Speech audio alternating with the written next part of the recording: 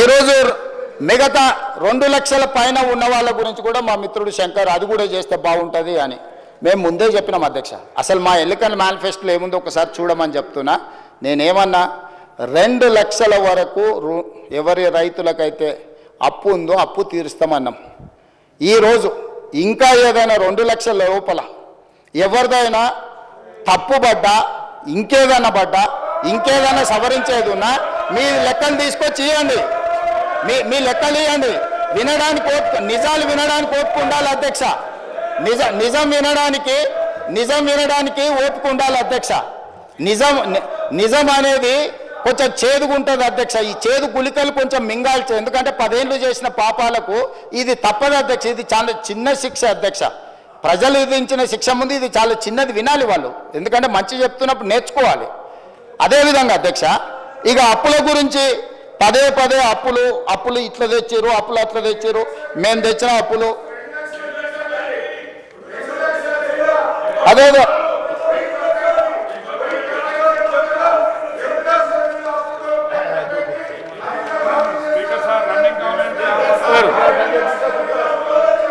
హరీష్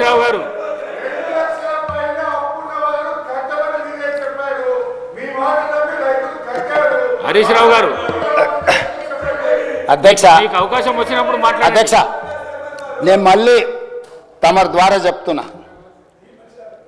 మాట తప్పని మడమ తిప్పని రాజకీయ పార్టీ కాంగ్రెస్ పార్టీ. 2004లో కరీంనగర్ గడ్డ మీద శ్రీమతి సోనియా గాంధీ గారు తెలంగాణ ప్రజల యొక్క ఆకాంక్ష నాకు తెలుసు, మీ ఆకాంక్ష నెరవేరుతుందని చెప్పి చంద్రశేఖరరావు గారు సభలో లేకపోయినా, అధ్యక్ష ఇది వినాలి, తెలంగాణ సమాజానికి తెలవాలి. హరీష్ రావు గారు తెలంగాణ బిల్లు సభలోకి వచ్చినప్పుడు చంద్రశేఖరరావు గారు సభలో లేకపోయినా సెంట్రల్ హాల్లో వారు గప్పాలు కొడుతున్నా తెలంగాణ బిల్లు పాస్ చేసి తెలంగాణ రాష్ట్రం ఇచ్చిన గొప్ప నాయకురాలు సోనియా గాంధీ గారు. ఇది నేను కాదు, ఇక్కడనే నిలబడి మాట్లాడింది చంద్రశేఖరరావు గారు. తెలంగాణ రాష్ట్రానికంటే ముందు వారి ఇంటికి వెళ్ళి ఆడ అరుస్తున్నాయన బోర్ల బక్కల వండుకొని సోనియా గాంధీ గారికి కాళ్ళు పట్టుకొని నమస్కారం పెట్టిన సంగతి అప్పుడే మర్చిపోయినారు. ఎందుకంటే కృతజ్ఞత లేని మనుషులను మనం ఏం ఆశించలేము. సో ఈరోజు ఆంధ్రప్రదేశ్లో పార్టీ పూర్తిగా చచ్చిపోయిన, కేంద్రంలో అధికారం కోల్పోయిన 4 కోట్ల తెలంగాణ ప్రజలకు ఇచ్చిన మాట నిలబెట్టుకోవడానికి శ్రీమతి సోనియా గాంధీ గారు తెలంగాణ రాష్ట్రం ఇచ్చింది. కాబట్టి ఆమె దయ వల్ల ఏర్పడ్డ తెలంగాణ రాష్ట్రంలో 2 సార్లు ముఖ్యమంత్రి 10 సంవత్సరాలు వెళ్ళి 100 సంవత్సరాల విధ్వంసం చేసి 1000 తరాలకు సరిపోయేటంత ఆస్తిని కొల్లగొట్టే అవకాశం మీకు వచ్చిందనంటే సోనియా గాంధీ గారి దయ వల్ల. కాబట్టి దయచేసి సోనియా గాంధీ గారి గురించి మాట్లాడేటప్పుడు కొంచెం మౌనంగా వింటే మర్యాద ఉంటుంది మీకని నేను చెప్తున్నా అధ్యక్ష. అదేవిధంగా అధ్యక్ష అప్పుల గురించి మొన్న వరుసగా చర్చ జరిగింది. మా మిత్రుడు ఆర్థిక మంత్రి బట్టి విక్రమార్క గారు మొదటి శాసనసభావేశంలోనే ఆర్థిక శ్వేతపత్రం ప్రవేశపెట్టిండు. ఆర్థిక శ్వేతపత్రం మీద ఆ రోజు చర్చ జరిగింది. మళ్ళా 10 నెలల తర్వాత మరి వాళ్ళకి ఏం జ్ఞానోదయం కలిగిందో, లేకపోతే అబద్ధాలు చెప్పాలి, బుకాయించాలి, దబాయించాలి, పాత శ్వేతపత్రం ప్రజలు మర్చిపోయినారు కాబట్టి మళ్ళీ కొత్త అబద్ధాలు చెప్పాలని వాళ్ళు ఏమని అనుకున్నారో నాకు తెలియదు. అదే అక్కడికే వస్తున్నా.